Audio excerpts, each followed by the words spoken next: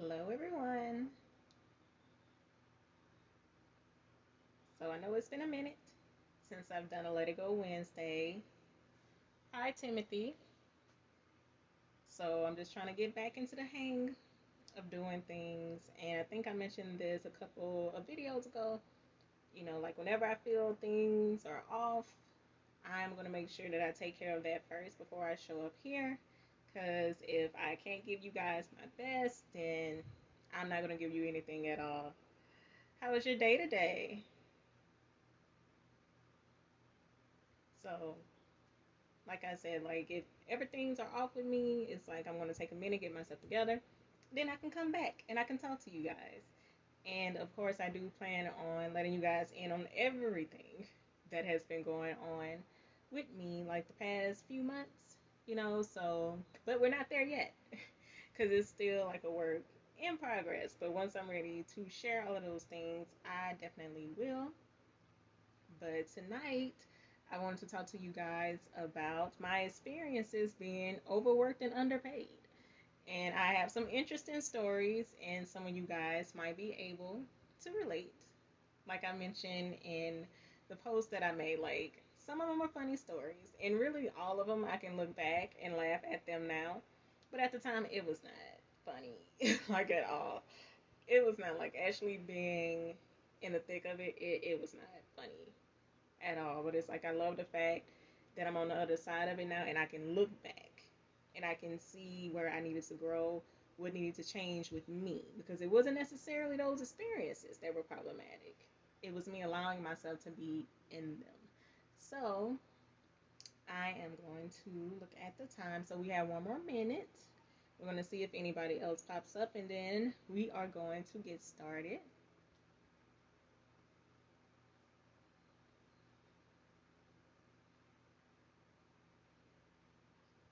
Still 6:02.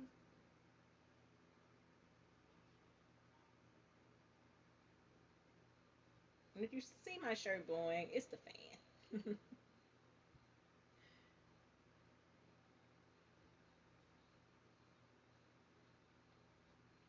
All right, 6:03.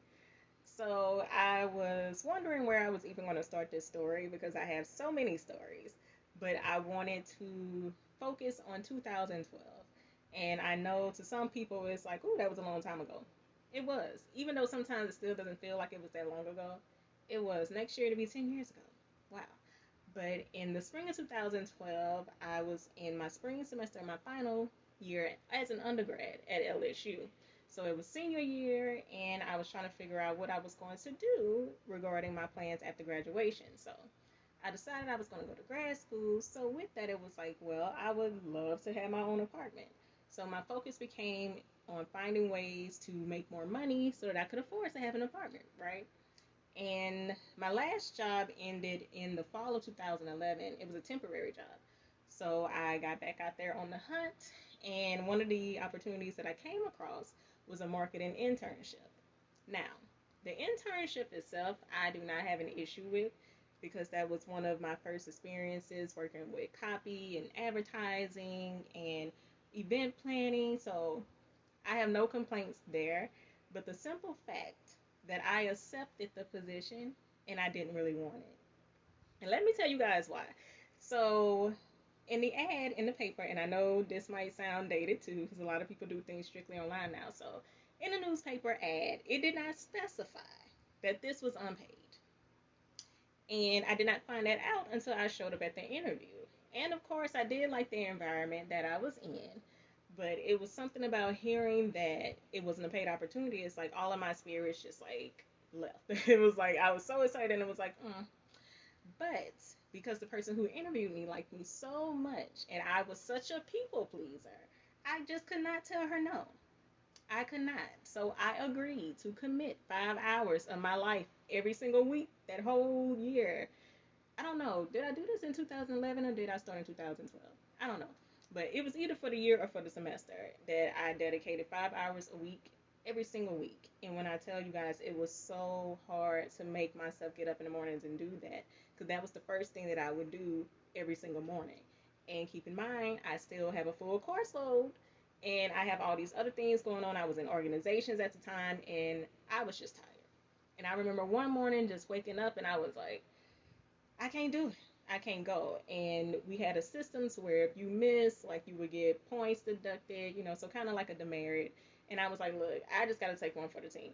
And I ended up texting like the contact person that like I have to go to the graduation fair, so I'm not going to be able to make it, which wasn't a lie. I just didn't go at that time. I needed to get that extra hour of sleep. But of course, I got called in and asked about what was going on, so I still had to make up that hour later. That day, I was like, I was trying to get out of it, period. But I still was glad that I decided to just take that hour for myself because I definitely needed it. So, moving on from that opportunity, another unpaid opportunity came up that I did not know was unpaid until again I'm actually interviewing with the person. So, I am going to leave this company nameless, but at the time, someone was interested in creating a social media network that was also like a dating website as well, and it would appeal to college students. So again, I'm doing the same thing that I was doing with the marketing internship. So I'm creating copy for social media for the Facebook page, and the guy who was over everything, like he was just blown away. And why I continued to work with him after I found out that there was no money, I don't know. Probably people pleasing again. Because that was the goal. That's the only reason why I was seeking out these opportunities because I needed money. But there I was again saying yes, even though I wasn't the one who was directly benefiting from it. And he was telling me that it's like, oh, you're doing so well. Like, eventually you'll be like vice president of marketing, once this really takes off. But guess what? It never really took off.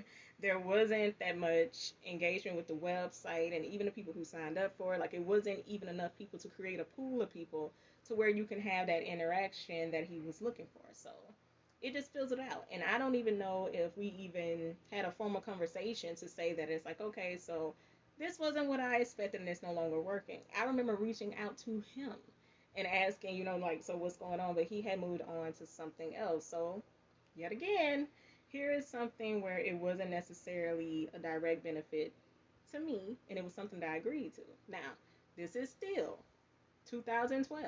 I still have not graduated. So I decided to try again. And that's one thing about me. It's like I'm very determined. Now, I may not make the right decisions all the time, but it's like I'm going to keep trying. So I think my friend and I both decided to apply for this position that was in the newspaper again. So probably I should have stopped responding to newspaper ads.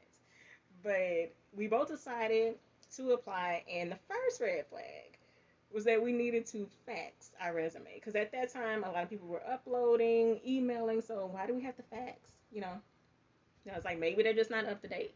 And the crazy thing about this position, it was always available. Every single time. It didn't matter if I took a break from getting the paper, it was always in the paper. And I had my sister look it up like online now. That position is still available. So I know there's a very high turnover rate, and I'm about to tell you why that likely is. So, when I went to fax my resume, it did not go through. The person tried 3 times, and I was like, you know what? I'm going to take that as a sign that I don't need to do this, right? So I had let it go. About 2 weeks later, I get a phone call from the president. I'm like, oh, okay. So maybe this is God. Maybe this is an opportunity. And the killing thing about it, he was a man of the cloth. So again, it's like he was reinforcing my thoughts that okay, this is God's divine intervention, like it was meant for you to come in and interview. So I agreed to do the interview, and it did not look that way to me at the time, but now that I've grown and my lens is different, I think I walked into a setup. So for the interview, it just so happened that he was running behind schedule. He was talking to a student, and he had the door open, and he was talking to the student about how they could figure out ways to keep her in school because money was becoming an issue. And I was sold out for that, because I've always been a person who wants to help people and I love seeing other people help people. So that was right up my alley, right? So I go in for the interview. Of course, he's blown away. He wants to hire me on the spot. But because I was so adamant about all these rules with interviewing, that it's like you're not supposed to ask how much you're going to make whenever you're interviewing. But I didn't think you got the offer the same day. So you should have asked. I left there not knowing how much I was going to be making. filled out paperwork with HR. Still did not know how much I was going to be making. And normally in that process, even if you did know before, that's something that's brought up again, making sure that you're clear on everything that you're agreeing to. Still didn't come up, but I wasn't confident enough to ask. So I was like, okay, so how about I did not find out until I got my first check. And I was like, this is not enough. So we had somebody else who joined. Hey, Portia. And I was like, $8 an hour? Nah. And here's the crazy thing about it. So the minimum wage was 7.25 then. It's still 7.25. But we are not going to talk about that tonight. But moving right along. So I was spending out more money than I was making. And I was like, I had more money before I started working, which made absolutely no sense. So I was like, ugh, I don't know. But like I was still trying to make it work. But how about they randomly text me one day and said, don't come in? I was cool with it because I was tired anyway. So I was like, okay, that's cool. And they were like, okay, we'll be back on this date. So about a week or so after that, they did the same thing. This time they were going to be out a week because they were on a different school schedule than I was. But they never shared that with me. So they were like, okay, we're going to be out for a week and we'll let you know. So 1 week turned into 2 weeks. And I'm like, okay, so y'all not going to say nothing? And when I started reaching out to them, I was getting absolutely no response whatsoever. My texts were being ignored. If I called on the phone, the receptionist would tell me that they were in meetings, they were busy, they were out. And I'm like, it's not even that serious of a position. Like, I didn't even know why they were behaving in that way. It was the strangest thing to me ever. I would send emails and I get responses. I'm like, hello? And it was not until I sent my resignation letter that I got an immediate response. And I was like, wow, wow. And when I tell y'all, like, my time there was from February to April of 2012. I probably only worked there for like a month. Yeah, very, very crazy experience. And what was so funny about that, it was a guy that was telling me, like, nah, I don't trust them. Like, I wouldn't work with him. But I was thinking maybe that was just his experience with them. But he was absolutely right. But I guess I had to find out for myself. But guess what? That was not the end. So, how about the next year when W 2s came out? They sent mine to the wrong address. And I specifically told them, do not send it to the physical address because we have a P.O. box. Still, send it to the physical address. And I had to go through a tug of war just to get my W 2. And I'm like, okay, so I was told at first that they were going to remail it to the right address and never got it. And when I tell you, like, I'm chasing the mail for this, like, hello. And I'm sending emails and messages that are going ignored. And I'm like, well, is there a possible way that you can email it? They claim they didn't know how to do that. How about on April 15th, 2013, that's when I got an email that had a PDF copy of the W 2. I'm like, are you kidding me? So it was like tax day.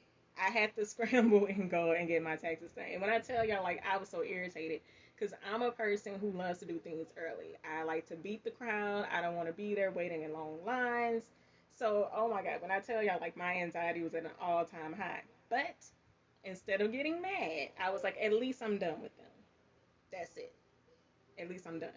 So that was 2013. But before I got to that point with the W 2, I want to rewind a little bit. So going into grad school the fall of 2012. So I decided to stay on campus in a graduate apartment so I could save money for a little bit, but I still wanted to work toward having my own apartment. So I was back on the hunt for another job. And this job in particular, like when I tell y'all this was the one that really just disturbed my spirit, like really disturbed my spirit. And have you ever heard the phrase of how the other half lives? And, it's this idea that, people who have money, who live in a lap of luxury, like that's the life, that's the way you want to be. But I saw a side to the other half that, ugh, like when I tell you, like just to think about it now, I'm still disturbed by it. So I worked at the sky boxes at LSU Tiger Stadium. So I came across a lot of people who had money. Now the cool thing about it, I did get to see a lot of celebrities. I actually spoke to Shaq once. Clarence Thomas was there. Big Baby was there once. So that was exciting. But even their reaction to the celebrities, it's like how they feel entitled to them. It just bothered me, but I don't want to focus on that part. Getting back to the job itself. So most of the people that I interacted with, the people who own the boxes, a lot of them were really sweet, and they were people who were understanding that, okay, so I'm understanding that you're providing a service, so they were very respectful. However, a lot of the times the people that they would entertain, who they would invite up there with them, their friends, it was just a mess. Like, because I understand that you have the convenience of someone else taking care of things that regular people normally would take care of themselves. So you're not thinking about whether or not I'm asking for too much, or I'm expecting people to do a lot, or whether or not, like, something as simple as putting your trash in the trash can. Like, you're not thinking about that's inconsiderate to someone else. So someone else joins, I'm just gonna wave. And I would be so disturbed at the end of the night, and we had to go back in and clean up. Oh my God. Like, you would have thought like it was like a wild house party. Like the scene on Mrs. Doubtfire. I'm like, oh my God. And it's like, these are grown people. And then people who are affluent, people who have wealth, who have money. So you would think that they would take care of their surroundings better. But no. Mm-mm. And when I tell you, like, it would literally disturb my spirit, because it would take me back 2 years ago, when people who look like me, those are the only jobs available to them. So I was very disturbed on so many levels. And again, this job was $8 an hour, and it was on every home game. So it still wasn't going to be like a definite thing. It was just going to be for that fall semester. And I was like, look, like, I can't keep getting in situations like this. Like, it's not worth it to me. And I consider not showing up, like, for a lot of games. After that first one, I was considering not coming back. But I'm so glad that, like, I just decided to just stick it out, because after game three, I got an email from, like, the best job I ever had, being a tutor for student athletes. And after that, I was out of there. I did one more game just to train the person who was coming in after me, and I was gone, because I didn't have to worry about my spirit being disturbed anymore, because I just could not, like, when I would come home at night, it's like I had to sit there for a while to really just de-stress, and it's like to let go of, like, all the things that I saw. And it's like, ugh. I was so relieved to get out of there, because again, like, it's not worth it. Even if, like, the money was, like, higher, I don't think I would have felt any different. I probably would have still felt that way. Like, nah, like, no amount of money is gonna make this feel worth it to me. But of course, when you're young and you're just trying to make it, of course, like, you're gonna do whatever is available. But it was like I couldn't see myself finishing out that semester, and that's why I'm so glad that God came through with the opportunity. And like I said, being a tutor was like one of the best jobs that I have ever had. It was the best one that I ever had, not counting this one. But of course, all good things must come to an end. So when I got to a point to where I was ready to venture away from LSU, I decided to get another job as a brain trainer. And y'all, oh my God, it was like there was a curse at this place, because everyone who worked there during the time that I worked there, like, when we left, it was like we all struggled to get our life back on track. But during the time that we were there, so it's kind of like we got tricked into it. So we started off at 13 an hour, right? That's already appealing, especially me coming from, like, the $8 an hour that I had, even though I was making 13 an hour as a tutor. But it was like, okay, all right, so I can get with this. And with the hours, it was like it would accumulate. And from 13, I went to 15 in, like, a matter of months. I was like, oh, okay. So the next goal was getting to 17, and then they had like a 19. But I hit a plateau to where I just was stuck at 15, and I was like, uh-oh. And at that time, students were not coming in. So if you have no students, you don't work. And most of the time, I worked at the desk, which was $11 an hour. So not 15. And that $4 makes a difference. It makes a really big difference. And we went through changes with the director. She got fired, and the owner was selling and did not tell us. Like, I just got an email, and she told me to send it out. I'm like, oh, okay, so that's what we're doing? Okay. And it was like I wrote my letter of resignation, like, the same night that I got that email, because I was just ready to go, because it just was not worth it. And I think it was the assistant director. I forgot her official title, but like the person who was taking over everything in the absence of the director. So she went through a period to where she wanted to be back in the classroom. So a lot of that fell into my lap. Now, of course, it was more money because there were more hours, but it still was a lot of extra work that I did not sign up for at all. And it was one of those positions to where you really couldn't grow. It filled it out, and like I mentioned, like when there were no students, I was just making $11 an hour, even though I was doing all this extra stuff. And I was ready to go in September of 2014, but because I was one of two other black women who worked there at the time, the other one was like, okay, so don't leave me, wait for me. So she finished up in November, so I stuck it out until November.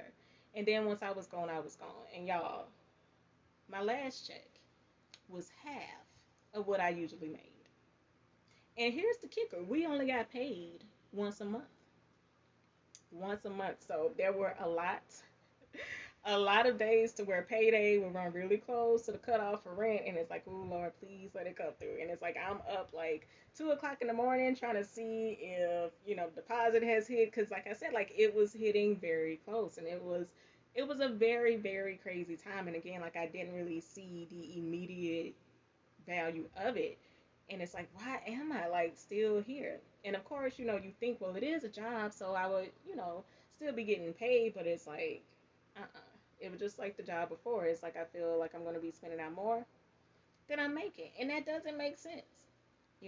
And when I left, I did decide to go through and do all of the training for being a substitute teacher, but I never stepped into a classroom, not one day. Because it was hard for me to get with the idea that I had to be ready when someone told me to be ready. You know, very seldom did you find out about openings like the night before. It was always like in the moment we need somebody to be here. And I just couldn't see myself doing that. It just disturbed my spirit. But after that, I just went through a period to where like I would apply for jobs, not hear anything. I would interview, not hear anything. Or even if I did hear back from them, I didn't get it. I had even agreed to another one of those positions to where it's not going to be money now, but the money's coming later. It was a nonprofit, and I agreed. But something told me like, back out, because you've been in this situation before, so get out. And I did. And what was so funny, like this was another weird situation because this guy was just weird, and that was the weird vibe that I was picking up. Like I don't want to be associated with this, and it's like I wish I still had the email, which I probably could find it, but I don't even remember his name. But when I tell y'all, it was a wild email, and it's like how people treat you differently when they feel that they can get something from you versus when you're no longer giving them access to it. And it's like they treat you completely different. Like they can eat you up one minute, the next minute, and it's like, you know what, forget you, this, that. It was a crazy email. And it's like, this is why I'm not going through with it. And during that time, that's when I just started to freelance, and then I started to do side hustles online. And once I started to get into entrepreneurship a little bit more, even though I still was fighting it because I still wanted a regular job, I was introduced to another level of being overworked and underpaid. Even when you're able to set the prices yourself, you still undersell yourself. And that is where I was, because I felt as if I didn't have the official title, I didn't have the experience to ask people for what I felt I needed just to make a living. So I was taking on all of these projects, trying to, spread myself around. And it's like I could have charged like the total cost of all of those. I could have charged that for one project and not even have to struggle. But it took me a very long time to get comfortable with pricing, with knowing my worth, with knowing my value. And I've mentioned this before in other videos. Like I was so grateful for my clients who told me like you need to charge more. Like you are underselling yourself. And there was once a guy who I worked with, and he was like, the same person who worked on my project over the summer is not the same person who's working on it now. And I was like, oh my God, like it's that bad? And I wanted to give him a full refund, but he was like, no, keep it. He's like, you're just struggling. And there's nothing wrong with that, but it's like the goal is to figure out how not to struggle. And he was like, triple your prices. That way you can just focus on one project, give your all to that. And it's like you're not stressed out trying to keep up with all these other projects. And one of the main reasons why I would be stressed out is because I would get attached. And I do think I'm a low key empath. So that's why, like, now I do have to keep that professional space between me and my clients because I do get attached. That's one of the reasons why I decided not to become a licensed therapist. I couldn't see myself not getting attached. I was even interested in being a forensic psychologist. I could not see myself not getting attached to the victims at the crime scene. So I was like, nah, that's not for me. But I remember once there was this woman who reached out to me and she was like, I really want to work with you, but I can't afford it. And in situations like that, it should be like, well, I'm sorry, but hopefully in the future. But I was like, nah, I wanted to figure out a way that she could work with me, right? And I just was not motivated to work on any of her projects. And I thought I would be, but I wasn't because it wasn't worth what she wanted to pay for. And it's like there's no value in it for me, but it was beneficial to her. And even though like, she would slowly pay me more, but it just was not enough. And she would go from one project and then immediately want to work on another one. And it's like I am tired.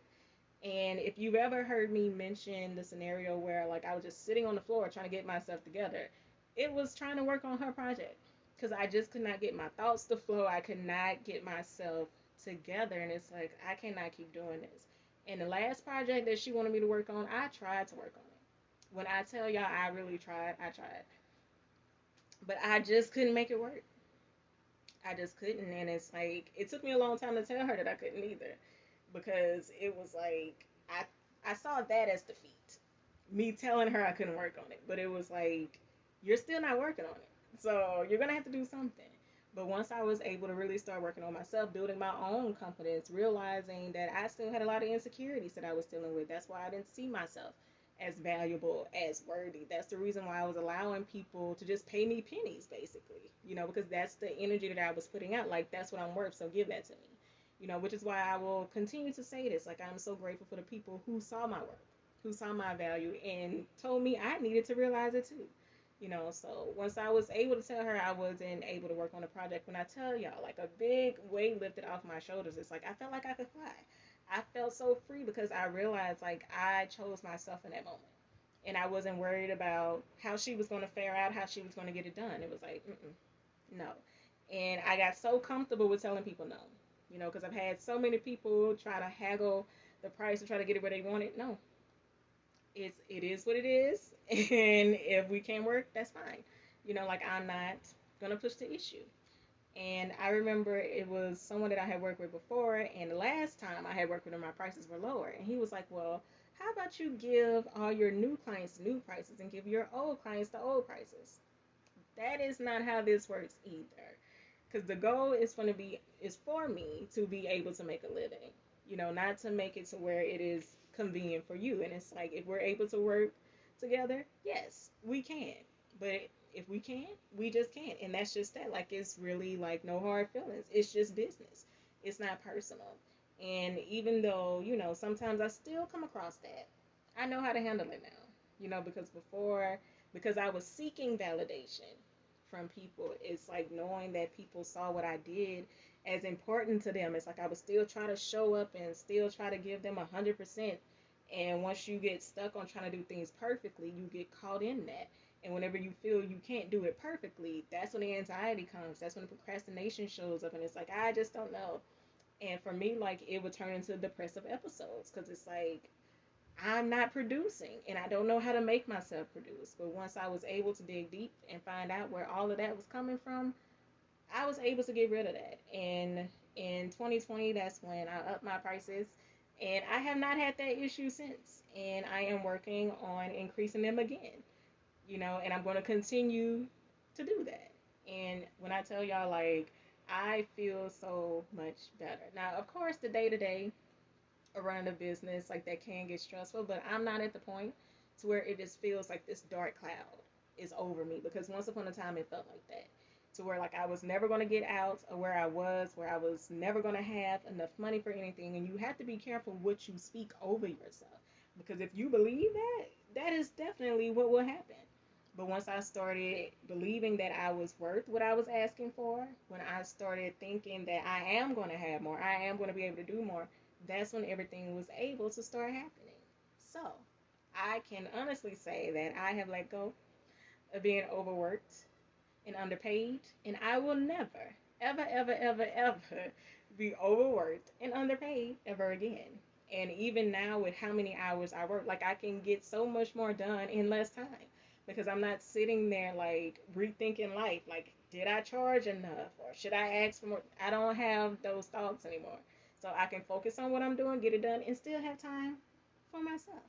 Which is what I'm going to be excited to do once I get off this live. So that is all that I have for you guys tonight. And if anything I said spoke to you, make sure that you sit with that for a while. Even if it is a regular job and it's like that you're worth more, it's like figure out how you can get more. Whether that's going to another company, asking for another position, even if it's asking for like a higher position within the company where you are, if you've considered going back to school so that it's like you can market yourself better to where it's like, look, I have this education now. Or if you need some volunteer to get extra experience, like whatever it is that you feel you need to do to get out of that overworked and underpaid rut, get out of it. If you're a business owner and entrepreneur, start thinking about the value that you are giving your clients, that you are giving your customers. So if you feel as if you're trying to appeal to everybody, that's your first mistake. Everyone is not going to be for you, and you have to find the people that are. Because trust me, the people that are for you, they will give you their last dime. Trust me. And not that you want them to go broke, but you get the principle of the matter. It's like if they support you, they support you. And those are the people that you want to go after. So remember the goal. It's for us not to work for our money to work for us.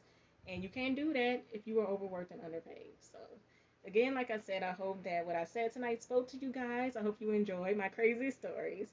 And if you want to share your own story, you can send me a DM or leave a comment. If you want to have a conversation with me online, feel free to send me a DM, include who you are, what you do, what you want to talk about.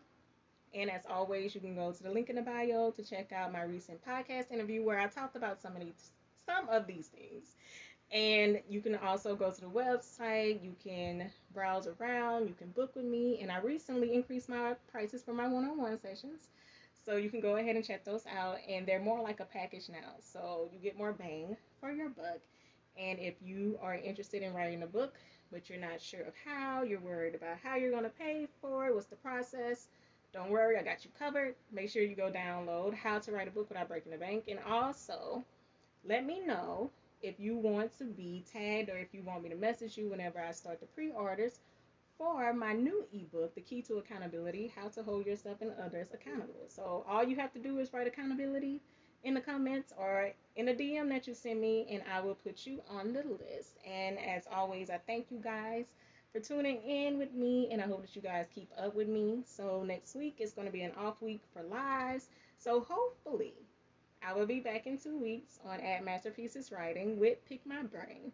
And I need to look at my list so I don't remember what was next up, but it's going to be good either way it goes.